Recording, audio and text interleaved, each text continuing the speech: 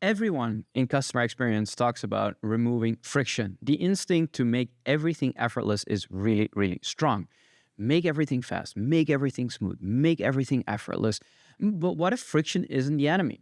What if removing friction is actually removing the emotional moments customers remember most? In this video, I want to explore what good friction looks like, why customer experience teams often remove the wrong things, and how intentional friction can unlock experiences that matter more. We will cover how good friction enhances memory, how teams confuse efficiency with experience, where friction becomes harmful, and what it means for journey design and customer-centric strategy. When I spoke with Sam Stern, he's leading service design at LinkedIn, he offered a powerful idea. Not all effort is bad, and not all speed is good. Some friction creates meaning, some friction shapes memory, some friction helps customers make better decisions. And I think this is the industry's blind spot, really. Sam highlights that customer experience has developed a reflex. If you can remove friction, remove it. If you can make something faster, make it faster. If you can reduce effort, just do it. In most organizations, customer experience dogma says friction should be eliminated everywhere. And in most product teams, the mandate is simple. Compress flows, remove steps, minimize time on task. The belief is that effortlessness always equals improvement. But memory science tells a different story. So Sam points out to some research from Dan Riley and Daniel Kahneman, like the author of Thinking Fast and Slow, that shows something counterintuitive. People remember anticipation. They remember emotional peaks. They remember how the experience ends. We've all heard about the peak end experience, right? There is a journey and experience, and there's a peak, and there's an end. And if you get those right, wonderful. But they, in some cases, do not remember how fast the task felt, the job they had to do, the thing they wanted to achieve, the product they wanted to buy. A perfect smooth experience is often a forgettable experience. There's no shape, there's no rise, there's no fall, there's no contrast. And contrast is the key word here. Sam's point is actually quite simple. A journey without friction often becomes a journey without meaning, because the parts of the journey that matter most are the parts where we are unintentionally flattering. So we have good friction and bad friction. Good friction doesn't have to be an obstacle. It is intentional effort that enhances value. Sam gives a powerful example. So enterprise rental cars uses a small pause in the experience when people enter the facility at the counter. Usually like a group of people gets there with the bus and then they enter the place where they can pick up the car. And there's a little bit of friction. Not a frustrating delay, but a short, controlled dip in the experience that heightens the relief and satisfaction customers feel when their issue gets resolved. So that contrast creates a stronger positive memory.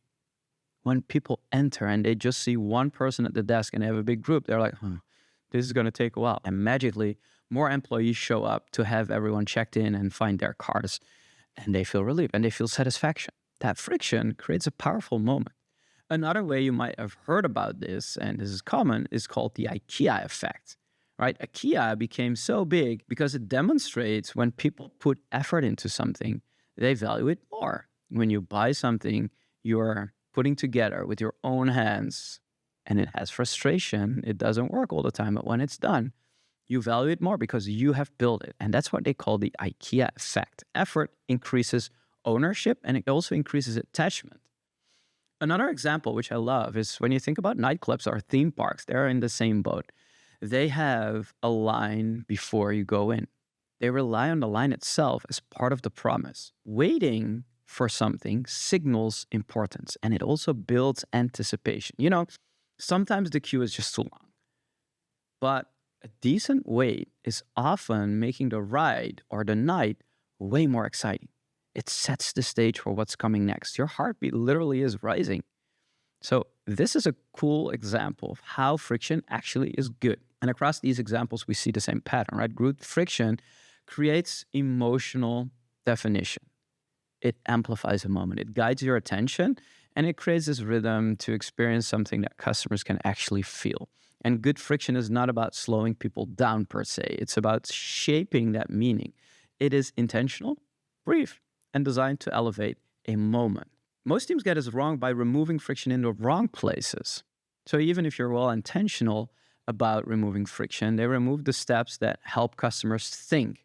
They remove the moments that create that contrast, that important like peak, high, low.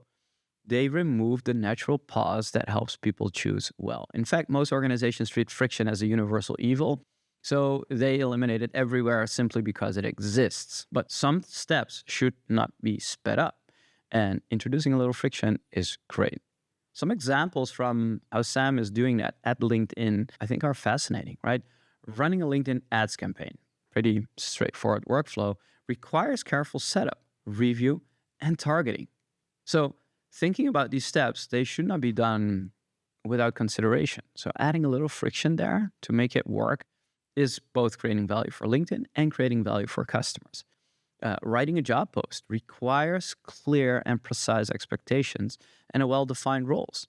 Selecting the right audience in marketing or product work requires judgment and thoughtful evaluation.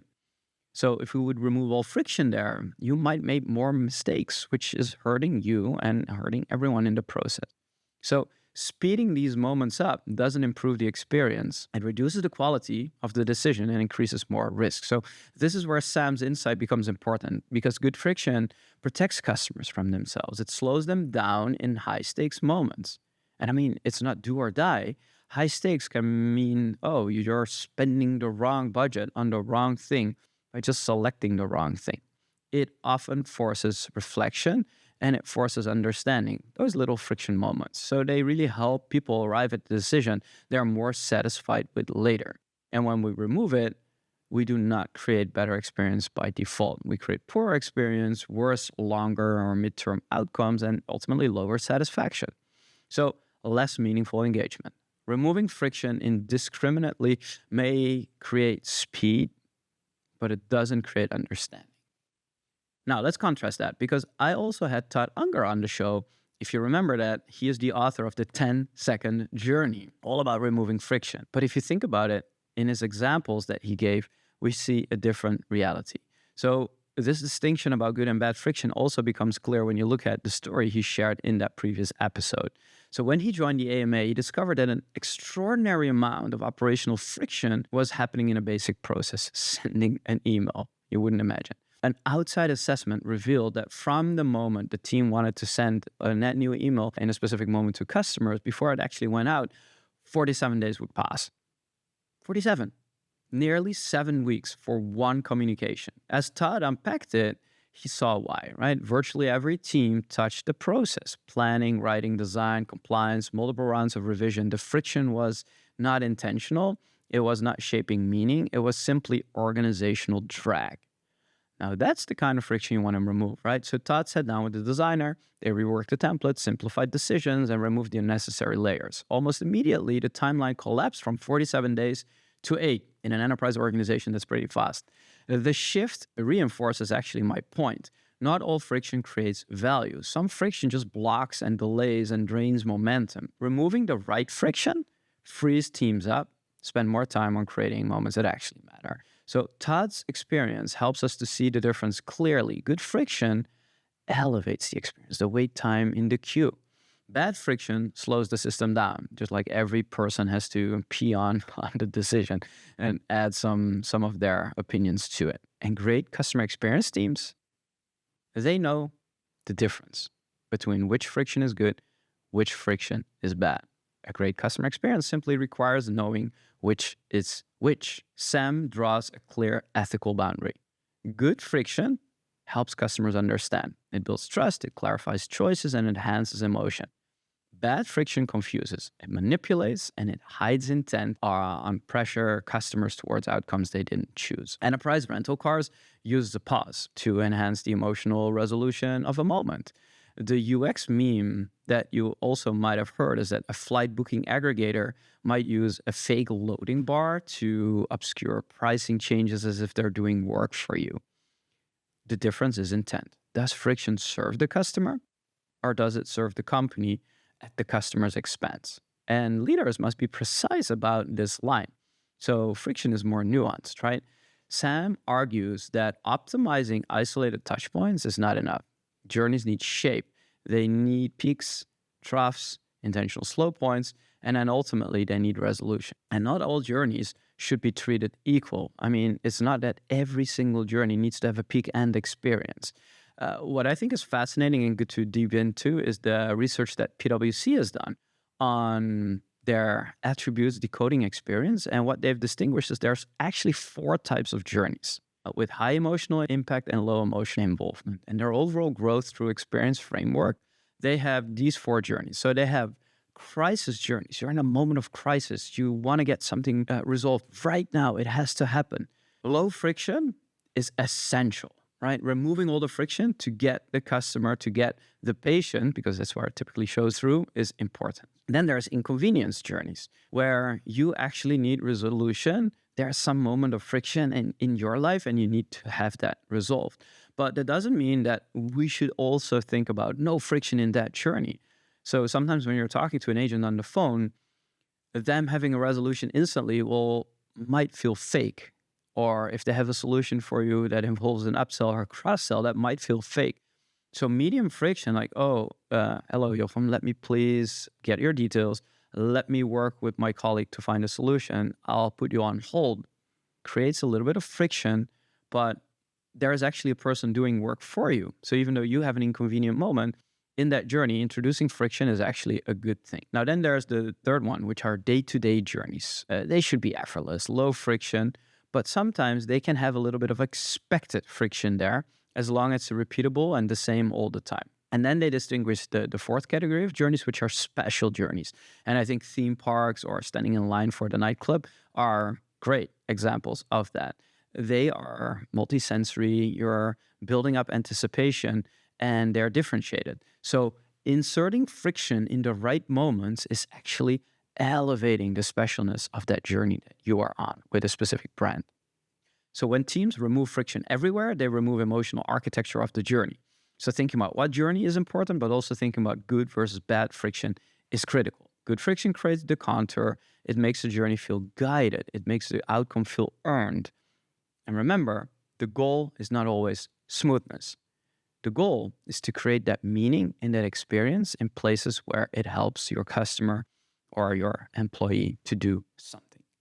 The instinct to make everything effortless is so strong that it might skew the results. And I think like in many organizations, the enterprise organization, especially, like organizational drag is real. Todd Unger's experience from like taking something that takes 47 days to almost a week is a great example where removing friction is great. So if an organization that you work in has a lot of organizational drag, typically like remove friction is the mantra and it's not bad.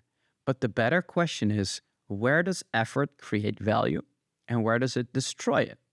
Sam teaches us that some friction enhances your memory, emotion, and decision quality. Todd reminds us that eliminating the right friction improves clarity, speed, and execution. And the framework of PwC helps us to understand which journey defines the amount of friction we should be introducing. And together, these perspectives give us a more complete view. Customer experience is not just about removing friction, it's about designing the right friction in the right moments for the right reasons. Teams who embrace this mindset will deliver experiences customers will actually remember.